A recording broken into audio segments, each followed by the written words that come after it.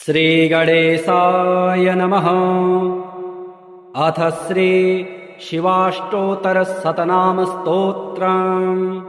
अथ ध्यानम्। शान्ताकारं शिखिरशयनं नीलकण्ठं सुरेशं विश्वधारं स्फटिकसदृशं शुभ्रवर्णं शुभांगं गौरीकान्तं त्रितयनयनं योगिभिर्ध्यानगम्यं वन्दे शम्भुं भवभयहरं सर्वलोकैकनाथम्। अथ विनियोगः। ॐ अस्य श्री शिवाष्टोत्तरशतदिव्यनामस्तोत्रमालामन्त्रस्य नारायण ऋषिः अनुष्टुप् छन्दः। श्री सदाशिवः परमात्मा देवता गौरी उमाशक्तिः। श्री शाम्ब सदाशिव प्रीत्यर्थे पाठे विनियोगः। पार्वत्युवाच शरीरार्धमहं शम्भोर्येन प्राप्स्यामि केशव तदिदानी समाचक्ष्व स्तोत्रं शीघ्रफलप्रदम्। नारायण उवाच अस्ति गुह्यतमं गौरी नाम्नामष्टोत्तरं शतं शम्भोरहं प्रवक्ष्यामि पठतां शीघ्रकामदम्।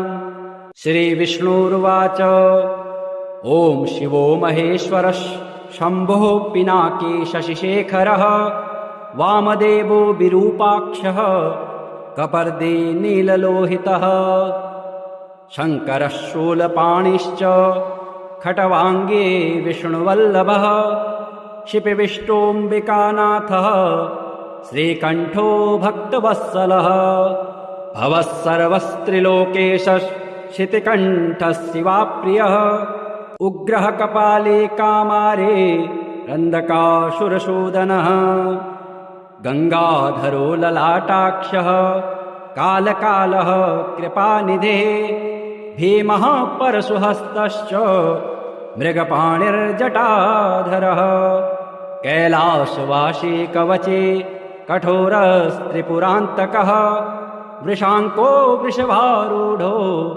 भस्मोद्धूलितविग्रहः सामप्रियस्वरमयस्त्रयीमूर्तिर्नीश्वरः सर्वज्ञः परमात्मा च सोमसूर्याग्निलोचनः हविर्यज्ञमयः सोमः पञ्चवक्त्रः सदाशिवः विश्वेश्वरो वीरभद्रो गणनाथः प्रजापतिः हिरण्यरेता दुर्धर्षः गिरीशो गिरिशोन्नगः भुजङ्गभूषणो भर्गो गिरिधन्वा गिरिप्रियः कृत्तिवासा पुरारात्रिर्भगवान् प्रमथाधिपः मृत्युञ्जयः सूक्ष्मतनुर्जगद्व्यापी जगद्गुरुः व्योमकेशो महासेन जनकश्चारुविक्रमः रुद्रो भूतपतिस्ताणो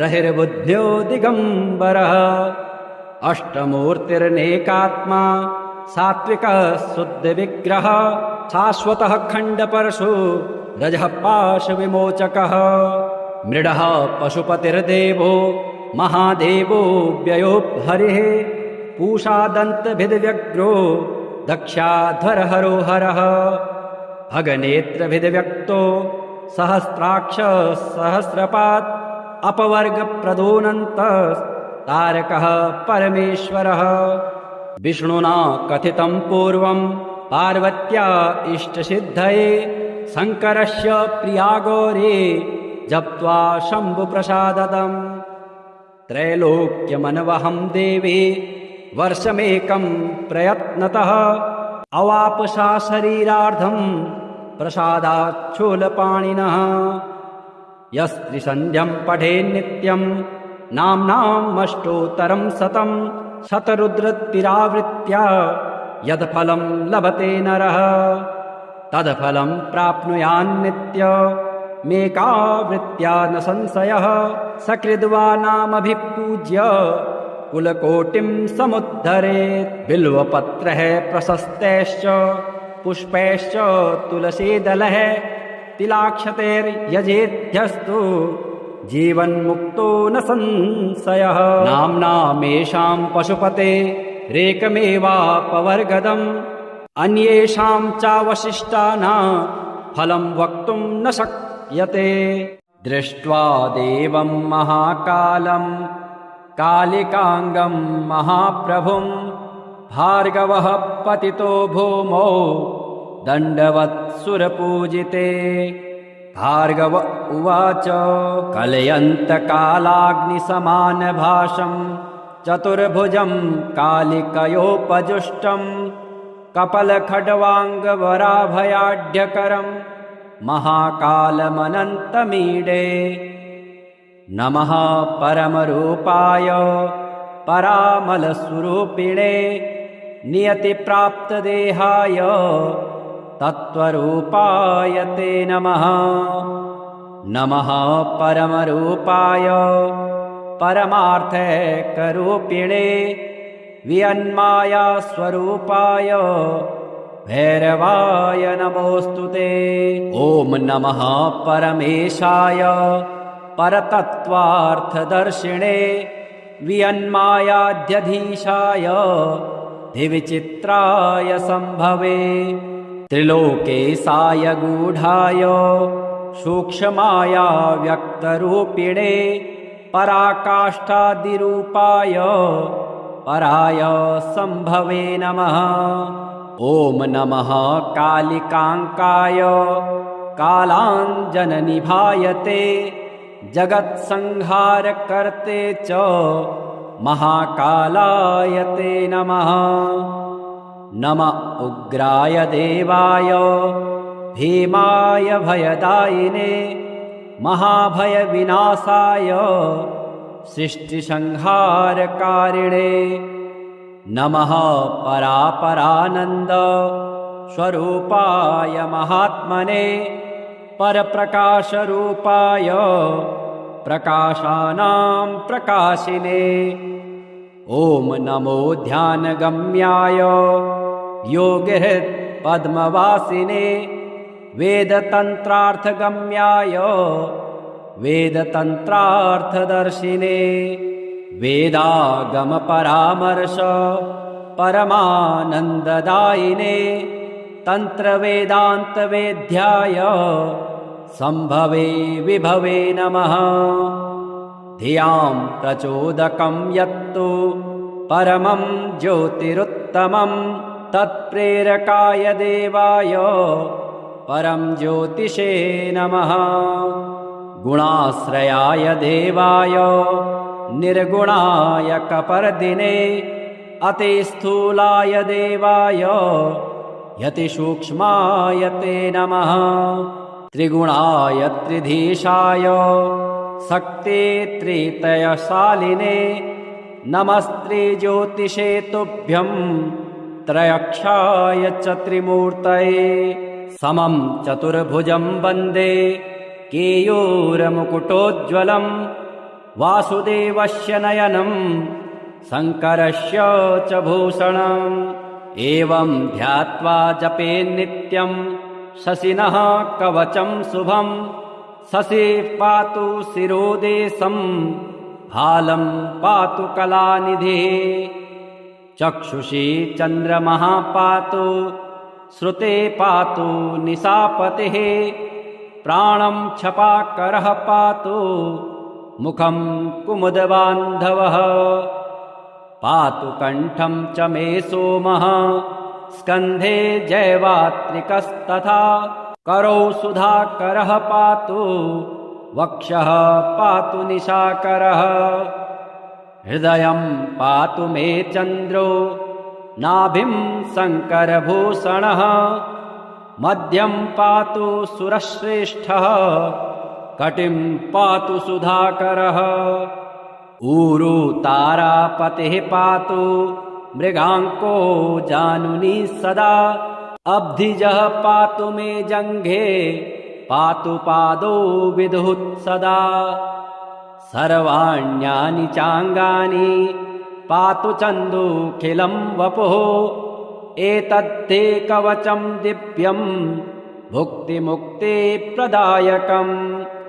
यः पठेत् शृणुयात् वापि सर्वत्र विजयी भवेत्।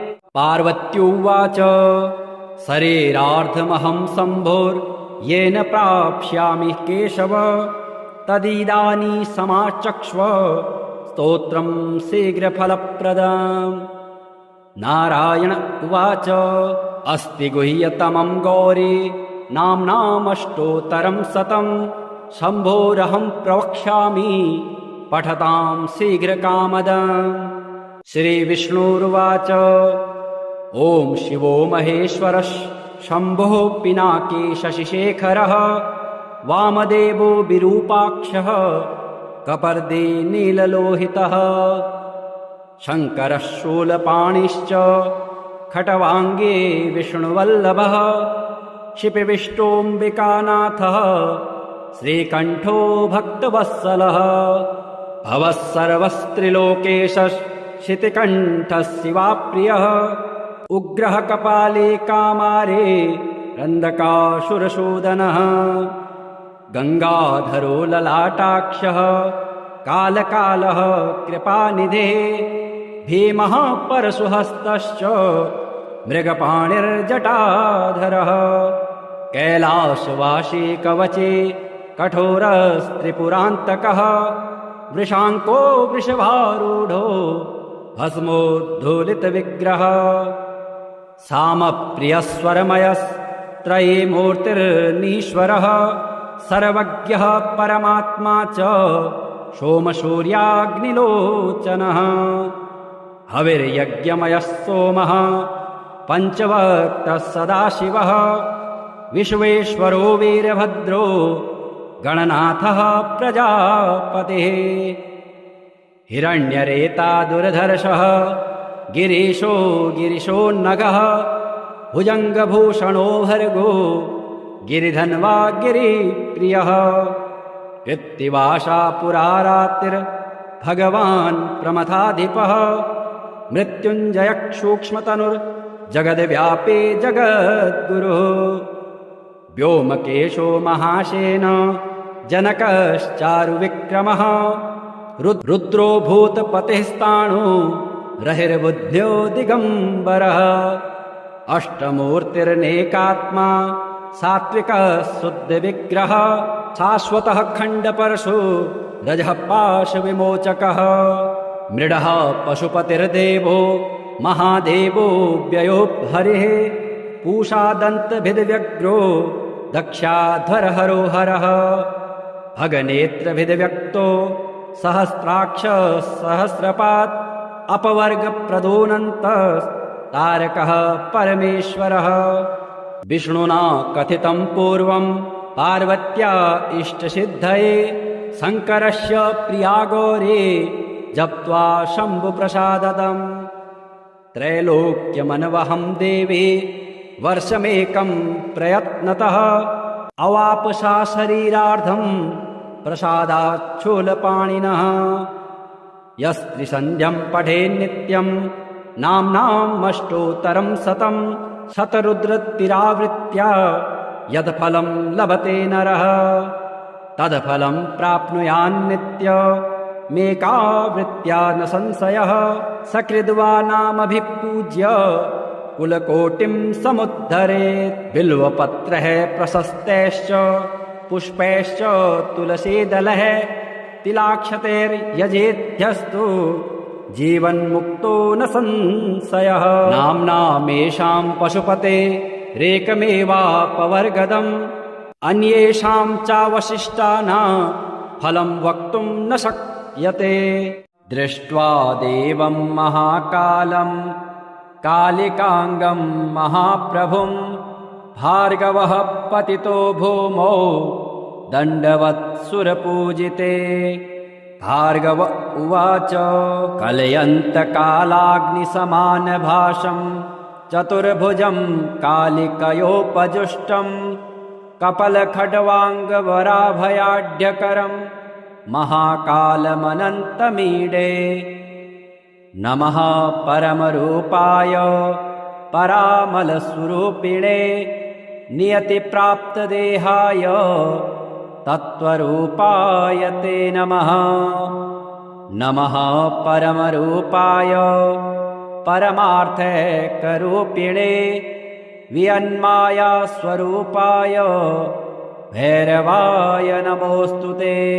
ॐ नमः परमेशाय परतत्त्वार्थदर्शिणे वियन्मायाध्यधीशाय दिविचित्राय सम्भवे त्रिलोकेशाय गूढाय सूक्ष्माया व्यक्तरूपिणे पराकाष्ठादिरूपाय पराय सम्भवे नमः। ॐ नमः कालिकाङ्काय कालाञ्जननिभायते जगत्संहारकर्ते च महाकालाय ते नमः। नम उग्राय देवाय भीमाय भयदायिने महाभयविनाशाय सृष्टिसंहारकारिणे नमः परापरानन्द स्वरूपाय महात्मने परप्रकाशरूपाय प्रकाशानां प्रकाशिने। ॐ नमो ध्यानगम्याय योगिहृत् पद्मवासिने वेदतन्त्रार्थगम्याय वेदतन्त्रार्थदर्शिने वेदागमपरामर्श परमानन्ददायिने तन्त्रवेदान्तवेद्याय सम्भवे विभवे नमः। धियां प्रचोदकं यत्तु परमं ज्योतिरुत्तमं तत्प्रेरकाय देवाय परं ज्योतिषे नमः।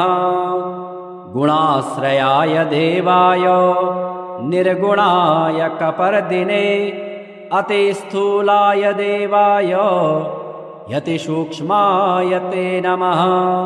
त्रिगुणाय त्रिधीशाय शक्ते त्रितयशालिने नमस्त्रिज्योतिषे तुभ्यं त्रयक्षाय च त्रिमूर्तये। समं चतुर्भुजं वन्दे केयूरमुकुटोज्ज्वलं वासुदेवस्य नयनं शङ्करस्य च भूषणम्। एवं ध्यात्वा जपेन्नित्यं शशिनः कवचं शुभं शशिः पातु शिरोदेशं भालं पातु कलानिधिः। चक्षुषी चन्द्रमः पातु श्रुते पातु निशापतिः प्राणं छपाकरः पातु मुखं कुमुदबान्धवः। पातु कण्ठं च मे सोमः स्कन्धे जैवात्रिकस्तथा करौ सुधाकरः पातु वक्षः पातु निशाकरः। हृदयं पातु मे चन्द्रो नाभिं शङ्करभूषणः मध्यं पातु सुरश्रेष्ठः कटिं पातु सुधाकरः। ऊरु तारापतिः पातु मृगाङ्को जानुनी सदा अब्धिजः पातु मे जङ्घे पातु पादौ विदुः सदा। सर्वाण्यानि चाङ्गानि पातु चन्दुखिलं वपुः एतद्धे कवचं दिव्यं भुक्तिमुक्तिप्रदायकम्। यः पठेत् शृणुयात् वापि सर्वत्र विजयी भवेत्। पार्वत्युवाच शरीरार्धमहं शम्भोर्येन प्राप्स्यामि केशव तदिदानीं समाचक्ष्व स्तोत्रं शीघ्रफलप्रदम्। नारायण उवाच अस्ति गुह्यतमं गौरी नाम्नामष्टोत्तरं शतं शम्भोरहं प्रवक्ष्यामि पठतां शीघ्रकामदम्।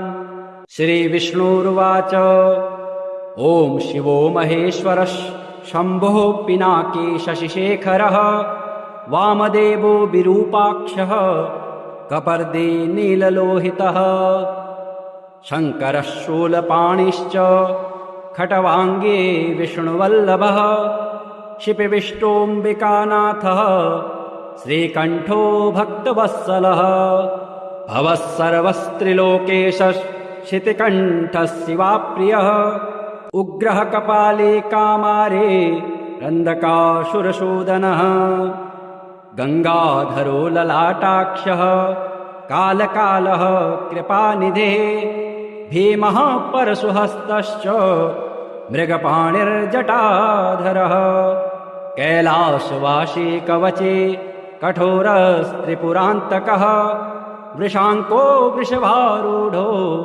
भस्मोद्धूलितविग्रहः सामप्रियस्वरमयस्त्रयीमूर्तिर्नीश्वरः सर्वज्ञः परमात्मा च सोमसूर्याग्निलोचनः हविर्यज्ञमयः सोमः पञ्चवक्त्रः सदाशिवः विश्वेश्वरो वीरभद्रो गणनाथः प्रजापतिः हिरण्यरेता दुर्धर्षः गिरीशो गिरिशोन्नगः भुजङ्गभूषणो भर्गो गिरिधन्वा गिरिप्रियः कृत्तिवासा पुरारातिर्भगवान् प्रमथाधिपः मृत्युञ्जयः सूक्ष्मतनुर्जगद्व्यापी जगद्गुरुः व्योमकेशो महासेन जनकश्चारुविक्रमः रुद्रो भूतपतिस्ताणु रहिर्बुद्ध्यो दिगम्बरः अष्टमूर्तिर्नेकात्मा सात्विकः शुद्धविग्रहः शाश्वतः खण्डपरशु रजः पाशविमोचकः मृडः पशुपतिर्देवो महादेवो व्ययो हरिः पूषादन्तभिद्व्यग्रो दक्षाध्वरहरो हरः भगनेत्रभिद्व्यक्तो सहस्राक्ष सहस्रपात् अपवर्गप्रदोऽनन्तस्तारकः परमेश्वरः विष्णुना कथितं पूर्वं पार्वत्या इष्टसिद्धये शङ्करस्य प्रिया गौरी जप्त्वा शम्भुप्रसादतम् त्रैलोक्यमनवहं देवी वर्षमेकं प्रयत्नतः अवापसा शरीरार्धं प्रसादाच्छूलपाणिनः यस्त्रिसन्ध्यं पठेन्नित्यं नाम्नामष्टोत्तरं शतं शतरुद्रतिरावृत्या यत्फलं लभते नरः तत्फलं प्राप्नुयान्नित्यमेकावृत्त्या न संशयः सकृद्वा नामभिपूज्य कुलकोटिं समुद्धरेत् बिल्वपत्रः प्रशस्तैश्च पुष्पैश्च तुलसीदलः तिलाक्षतैर्यजेध्यस्तु जीवन्मुक्तो न संशयः नाम्नामेषां पशुपते रेकमेवापवर्गदम् अन्येषां चावशिष्टानां फलं वक्तुं न शक्यते दृष्ट्वा देवं महाकालं कालिकाङ्गं महाप्रभुं भार्गवः पतितो भूमौ दण्डवत्सुरपूजिते भार्गव उवाच कलयन्तकालाग्निसमानभासं चतुर्भुजं कालिकयोपजुष्टं कपलखड्वाङ्गवराभयाढ्यकरं महाकालमनन्तमीडे नमः परमरूपाय परामलस्वरूपिणे नियतिप्राप्तदेहाय तत्त्वरूपाय ते नमः नमः परमरूपाय परमार्थैकरूपिणे वियन्मायास्वरूपाय भैरवाय नमोऽस्तु ते ॐ नमः परमेशाय परतत्त्वार्थदर्शिणे वियन्मायाध्यधीशाय धिविचित्राय सम्भवे त्रिलोकेशाय गूढाय सूक्ष्माया व्यक्तरूपिणे पराकाष्ठादिरूपाय पराय सम्भवे नमः ॐ नमः कालिकाङ्काय कालाञ्जननिभायते जगत्संहारकर्ते च महाकालाय ते नमः नम उग्राय देवाय भीमाय भयदायिने महाभयविनाशाय सृष्टिसंहारकारिणे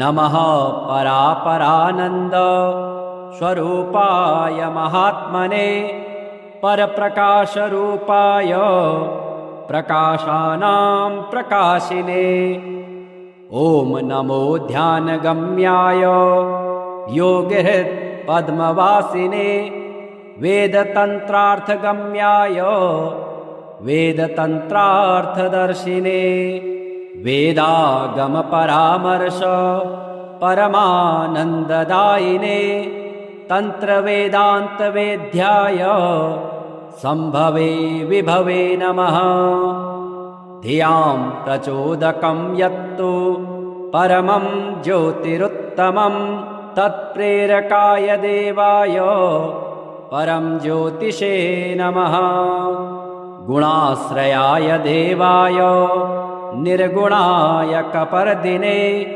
अतिस्थूलाय देवाय यतिसूक्ष्माय ते नमः त्रिगुणाय त्रिधीशाय शक्ते त्रितयशालिने नमस्त्रिज्योतिषे तुभ्यं त्रयक्षाय च त्रिमूर्तये समं चतुर्भुजं वन्दे केयूरमुकुटोज्ज्वलं वासुदेवस्य नयनं शङ्करस्य च भूषणम् एवं ध्यात्वा जपेन्नित्यं शशिनः कवचं शुभं शशिः पातु शिरोदेशं हालं पातु कलानिधिः चक्षुषी चन्द्रमः पातु श्रुते पातु निशापतिः प्राणं छपाकरः पातु मुखं कुमुदबान्धवः पातु कण्ठं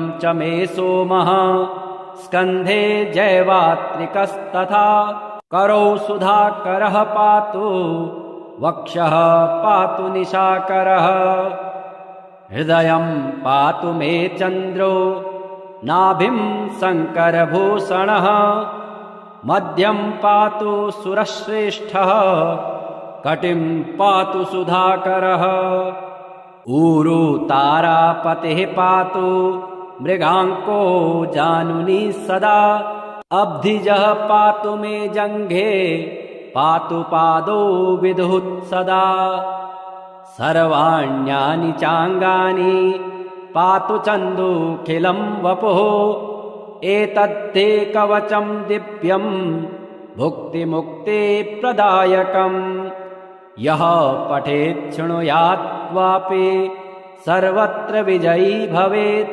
पार्वत्युवाच शरीरार्धमहं शम्भोर्येन प्राप्स्यामि केशव तदिदानीं समाचक्ष्व स्तोत्रं शीघ्रफलप्रदम् नारायण उवाच अस्ति गुह्यतमं गौरी नाम्नामष्टोत्तरं शतं शम्भोरहं प्रवक्ष्यामि पठतां शीघ्रकामदम् श्रीविष्णुरुवाच ॐ शिवो महेश्वरः शम्भुः पिनाकी शशिशेखरः वामदेवो विरूपाक्षः कपर्दी नीललोहितः शङ्करः शूलपाणिश्च खट्वाङ्गे विष्णुवल्लभः शिपिविष्टोऽम्बिकानाथः श्रीकण्ठो भक्तवत्सलः भवः सर्वस्त्रिलोकेशः शितिकण्ठः शिवाप्रियः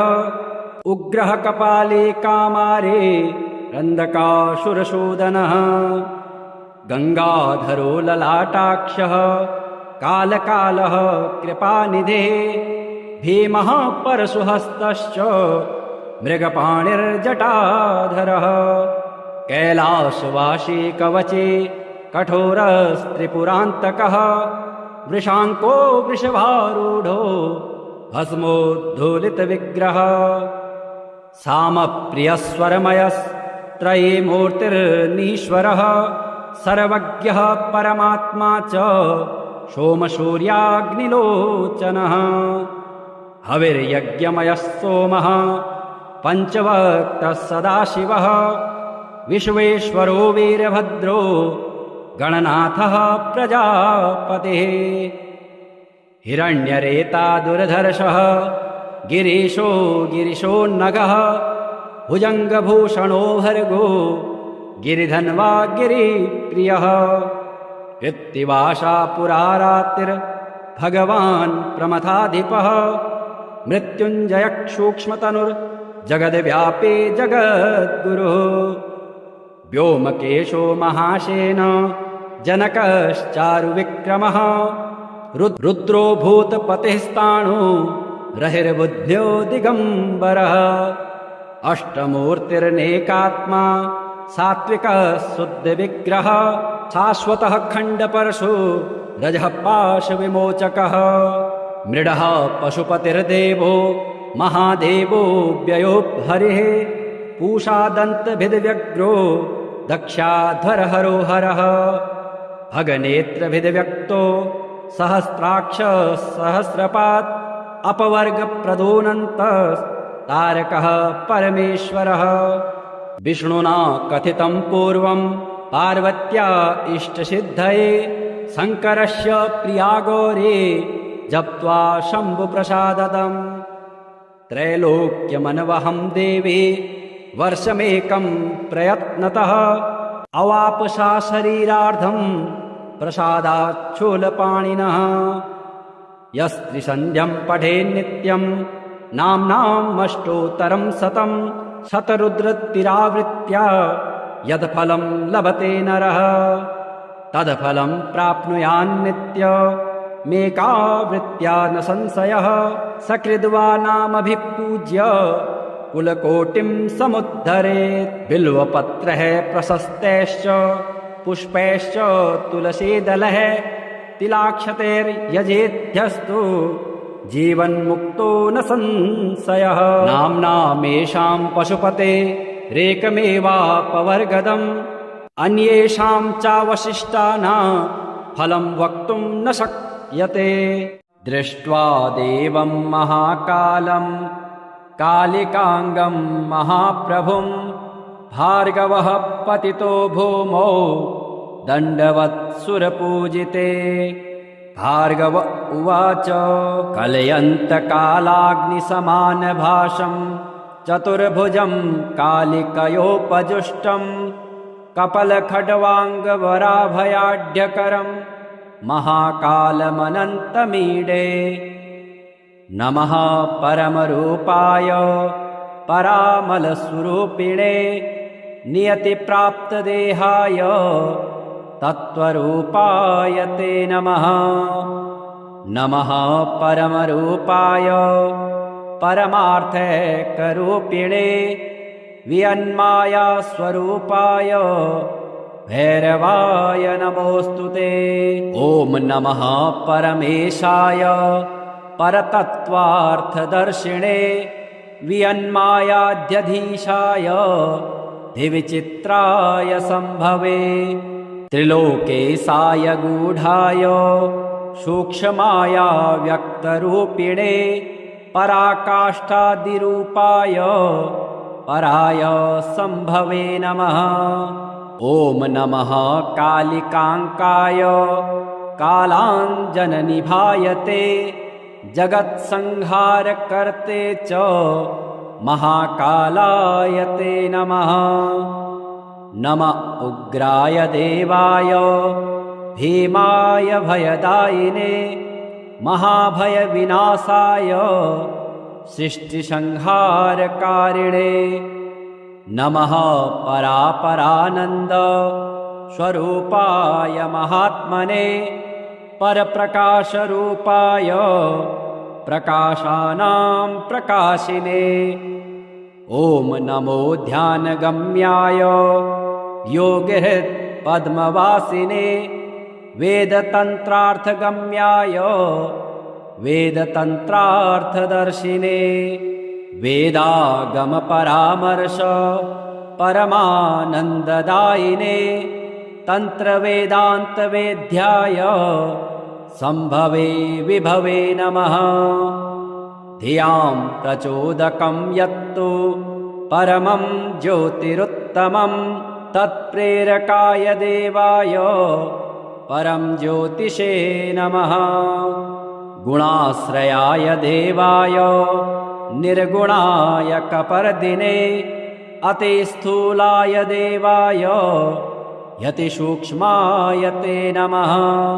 त्रिगुणाय त्रिधीशाय शक्ते त्रितयशालिने नमस्ते ज्योतिषे तुभ्यं त्रयक्षाय च त्रिमूर्तये। समं चतुर्भुजं वन्दे केयूरमुकुटोज्ज्वलं वासुदेवस्य नयनं शङ्करस्य च भूषणम्। एवं ध्यात्वा जपे नित्यं शशिनः कवचं शुभं शशिः पातु शिरोदेशं हालं पातु कलानिधिः। चक्षुषी चन्द्रमः पातु श्रुते पातु निशापतिः प्राणं छपाकरः पातु मुखं कुमुदबान्धवः। पातु कण्ठं च मे सोमः स्कन्धे जैवात्रिकस्तथा करौ सुधाकरः पातु वक्षः पातु निशाकरः। हृदयं पातु मे चन्द्रो नाभिं शङ्करभूषणः मध्यं पातु सुरश्रेष्ठः कटिं पातु सुधाकरः। ऊरु तारापतिः पातु मृगाङ्को जानुनी सदा अब्धिजः पातु मे जङ्घे पातु पादौ विदुः सदा। सर्वाण्यानि चाङ्गानि पातु चन्दुखिलं वपुः एतद्धे कवचं दिव्यं भुक्तिमुक्तिप्रदायकम्। यः पठेत् शृणुयात् वापि सर्वत्र विजयी भवेत्।